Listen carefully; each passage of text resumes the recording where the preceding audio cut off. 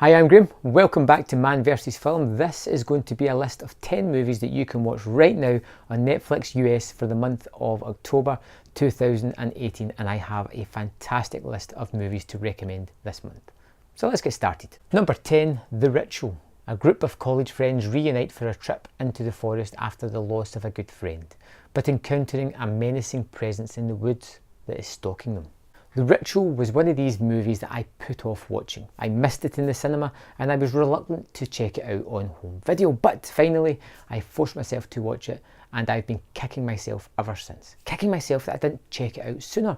This is a movie that is very atmospheric, that is very stylish, that has some great horror moments to it involving adult characters going through grief and loss, and it is terrific. The idea of this thing stalking them through the woods, what it actually is, feels odd but fitting. The characters I was engaged with and I liked most of them, and there is some truly upsetting scenes in this. Probably the nightmare one, or the aftermath of that, is probably my favourite. Number 9, The Debt Collector. A classically trained martial artist goes to work as a mob debt collector. The job seems easy enough until a client drags him into a situation deeper than he could ever have anticipated. Quite often I will throw on a Scott Adkins direct-to-video action movie because he's my go-to guy these days. I think his movies are genuinely very entertaining.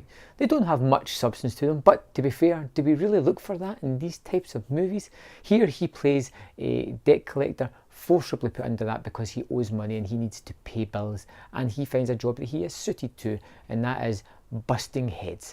And this plays out for most of the movie as a kind of buddy comedy as they get into these situations and have to get themselves somehow out of it. And it's fun, it's breezy, it's entertaining with some really good fight scenes, and it feels very energised and fun. The final third, it gets a little bit darker as they try to shoehorn a plot into it, which is unfortunate because it felt very much like a pilot of a TV show that I would have went back to and watched more of. But The Debt Collector is another entertaining watch. May not be something that resonates with you, but it will kill 90 minutes and entertain you during that. Number 8, Bad Day for the Cut. A middle-aged Irish farmer who still lives at home with his mother sets off on a mission of revenge when the old lady is murdered. Bad Day for the Cut is an Irish thriller all about a man pushed too far to the edge and ultimately falls over it and takes a whole lot of people with him. His mother is his life on his farm, and when she is brutally murdered, he seeks revenge, hunting down the people responsible. And it becomes into a really nice tale that circles around on itself, almost creating these characters that you are interested in, who you are curious where they're going to go, and it has this moments of violence that explode on screen with such ferocity that it almost shakes you to the core. A terrific movie that probably you haven't heard of, but is definitely worth checking out. Number 7, The Babysitter. Cole loves his babysitter Bee. She's hot, funny and popular. One night, in a moment of defiance, Cole secretly stays up past his bedtime to discover she's actually a cold-blooded killer who's in league with the devil. And now he must spend his night evading Bee's band of killers who will stop at nothing to prevent Cole from spilling their dark secrets.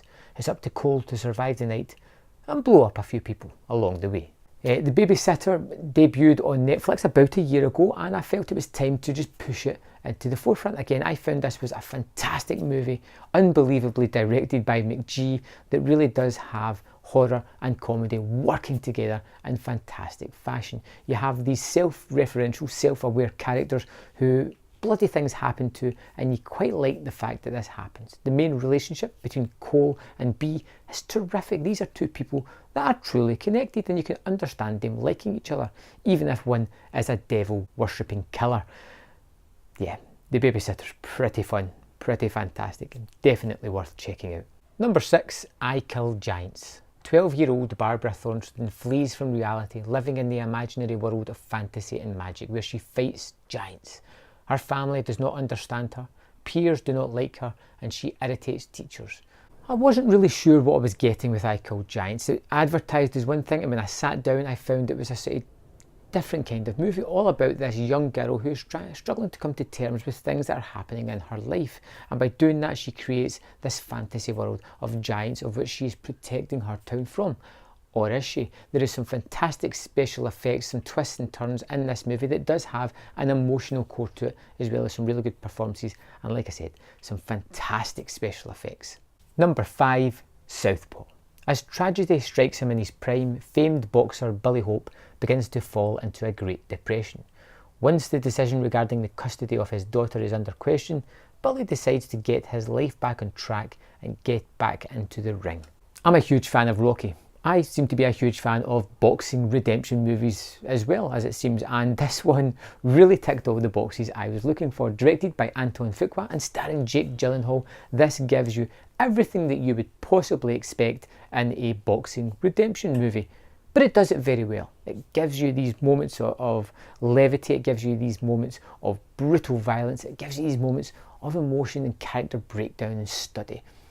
I don't say it raises anything above the bar than just normalcy, but it is a fun, entertaining movie that I go back to every now and again. I love Gyllenhaal's performance, I love the movie, and I love an underdog story. Number 4, Groundhog Day.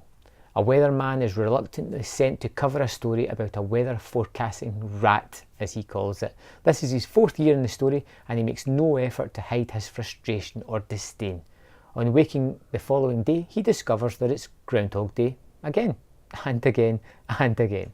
First he uses this to his advantage, then comes to the realisation that he is doomed to spend the rest of his eternity in the same place, seeing the same people, doing the same thing every day. Groundhog Day is a movie that I shouldn't really have to recommend.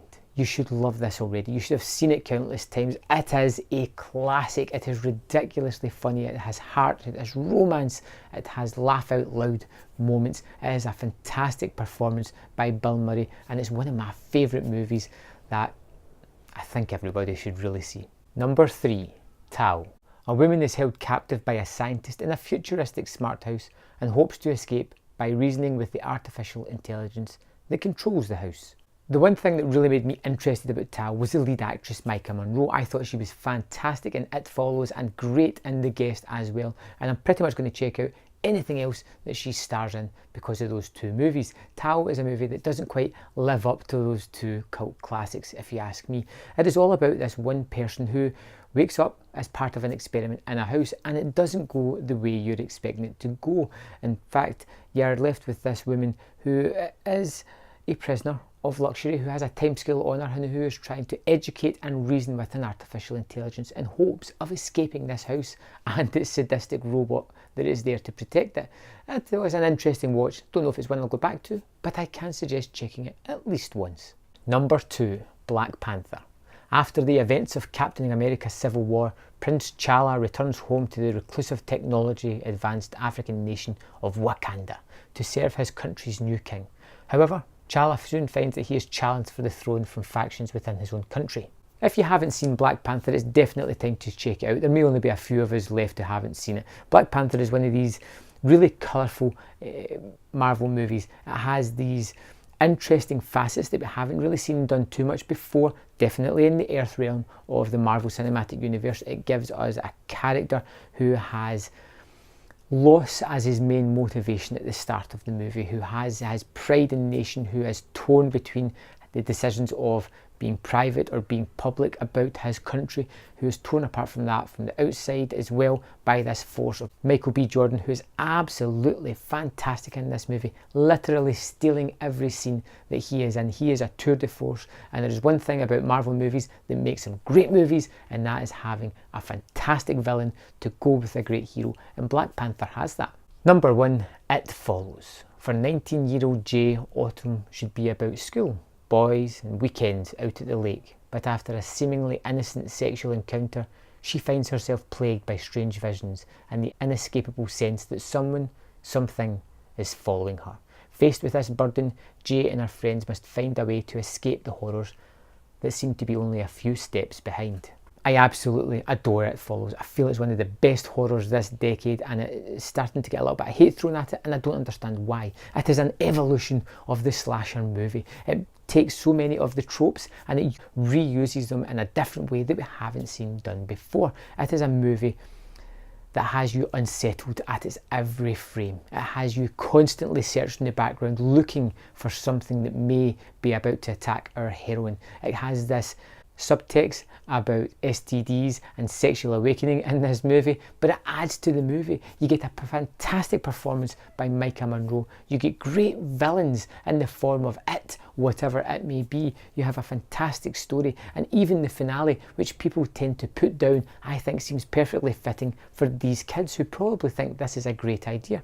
Even though we as the viewer know it's not. It's a movie that works, it works tremendously well, and it's a fantastic horror movie to check out in October especially. So there we have it, 10 movies for you to check out in October 2018 on Netflix US. I'd love to know if there's any recommendations you have. Let me know in the comment box below, and I will see you next time on Man vs Film.